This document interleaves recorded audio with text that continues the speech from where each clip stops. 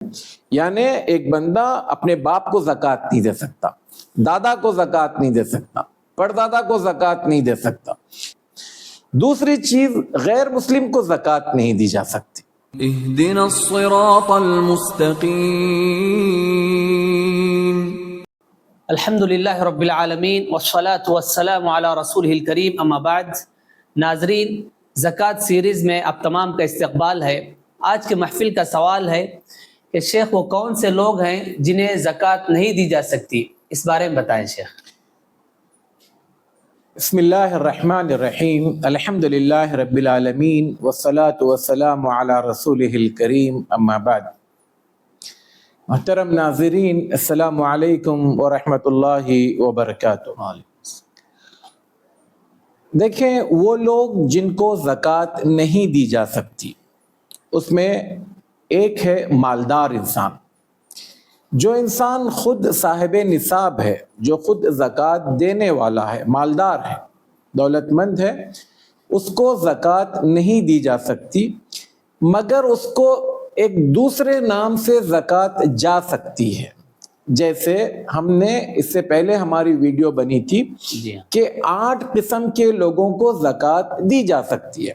ان میں سے ایک شخص جس کو زکوٰۃ دی جا سکتی ہے وہ ہے جو زکوٰۃ کے ڈپارٹمنٹ میں کام کر رہا ہے۔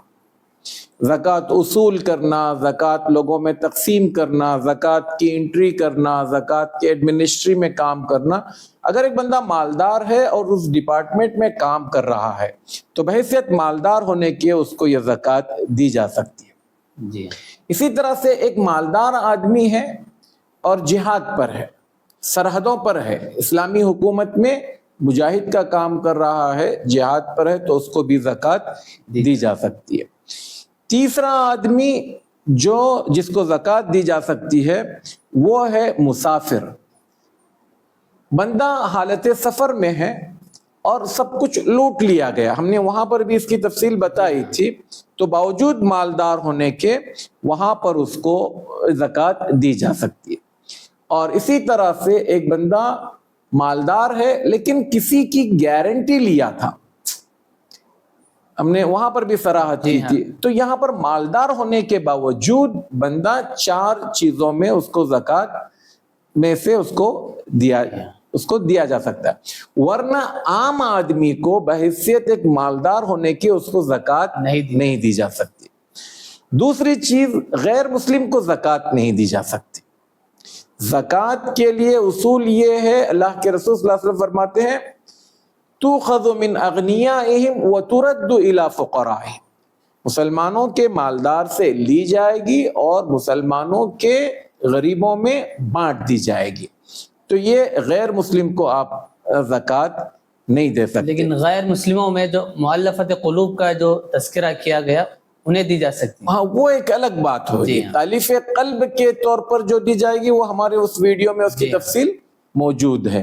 نہیں، ایک غیر مسلم فقیر ہے، مسکین ہے، اس بنیاد پر ہم اس کو زکوٰۃ نہیں دے سکتے۔ اسی طرح سے شوہر اپنی بیوی کو زکوٰۃ نہیں دے سکتا، جی ہاں، یا بلکہ صرف بیوی کو ہی نہیں، اپنے جس کی وہ کفالت کر رہا ہے، جس پر وہ خرچ کر رہا ہے۔ یہاں پر ایک بات فقہا یہ کہتے ہیں النفقہ والزکاة لا یجتمعان، یعنی جس پر ہمیں خرچ کرنا ہم پر واجب ہے، ماں باپ ہیں، وہ آگے وہ آ رہا ہے، بچے ہیں، بیوی ہے، تو یہاں پر مستقل طور پر ہم یہ کہیں گے، آگے جو بات آ رہی ہے اس میں ایک فارمولے کے تحت بات آئے گی، شوہر اپنی بیوی کو زکوٰۃ نہیں دے سکتا۔ اس کا الٹا ہو سکتا ہے کیا؟ جی ہاں، کہ بیوی شوہر کو زکوٰۃ دے سکتی ہے، اس بارے میں علماء کے درمیان میں اختلاف ہے۔ اب چونکہ بیوی پر کوئی فرض نہیں ہے اپنے شوہر پر خرچ کرنا، تو زکوٰۃ دے سکتی ہے۔ تو سعودی عرب کے فتویٰ کمیٹی اور خاص کر شیخ ابن العثیمین وغیرہ اس بات کے قائل ہیں کہ بیوی کے پاس پیسہ ہے، چاہے وہ کماتی ہو، چاہے اس کے پاس مہر کا پیسہ ہو، چاہے اس کے پاس وراثت سے ملی ہوئی کوئی بڑی رقم ہو، اور شوہر غریب ہے، محتاج ہے، فقیر ہے, ضرورت مند ہے, قرض دار ہے, قرضوں کی وجہ سے پریشان ہے, تو ایسی صورت میں بیوی شوہر کو زکوٰۃ دے سکتی ہے. احناف کے نزدیک نہیں دے سکتی. احناف امام ابو حنیفہ رحمۃ اللہ علیہ کہتے ہیں کہ بھیا ایک گھر کی زکوٰۃ اسی گھر میں رہے, یہ ٹھیک نہیں ہے. اس کے علاوہ جو اصول ہیں اور جو فروع ہیں, یعنی ایک بندہ اپنے باپ کو زکوٰۃ نہیں دے سکتا, دادا کو زکوٰۃ نہیں دے سکتا, پردادا کو زکوٰۃ نہیں دے سکتا. اسی طرح سے نیچے آئے بیٹے کو زکوٰۃ نہیں دے سکتا, پوترے کو زکوٰۃ نہیں دے سکتا, پڑ پوترے کو زکوٰۃ نہیں سکتا, بیٹی کو زکوٰۃ نہیں دے سکتا, پوتی کو زکوٰۃ نہیں دے سکتا, اسی طرح سے دادی کو نہیں دے سکتا, پردادی کو نہیں دے سکتا. جو اگر میرے پاس پیسہ ہے, یعنی میرے پاس اتنا پیسہ ہے کہ اس کی زکوٰۃ نکل رہی ہے, تو بھیا ان کی کفالت کرو, جی ہاں, ان پر خرچ کرو, ان کو زکوٰۃ مت دو. تمہارے پاس زکوٰۃ ہے مطلب اچھے خاصے ٹھیک ٹھاک ہے, تو ان پر خرچ کرو.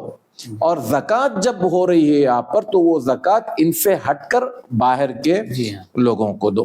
اسی طرح سے آل بیت کو آپ زکوٰۃ نہیں دے سکتے. یعنی اللہ کے رسول صلی اللہ علیہ وسلم کے خاندان, بنو عبد المطلب, بنو ہاشم کے لوگوں کو آپ زکوٰۃ نہیں دے سکتے. حضرت عباس کی اولاد, حضرت علی رضی اللہ تعالیٰ عنہ, حضرت جعفر رضی اللہ تعالیٰ عنہ, ان کی جو اولاد ہے یہ آل بیت کہلاتے ہیں, ان کو آپ زکوٰۃ نہیں دے سکتے. تو اس کے علاوہ بعض علماء نے کچھ اور بھی چیزیں لکھی. یہ وہ چیزیں ہیں جو عام طور پر فقہ کی کتابوں میں موجود ہیں.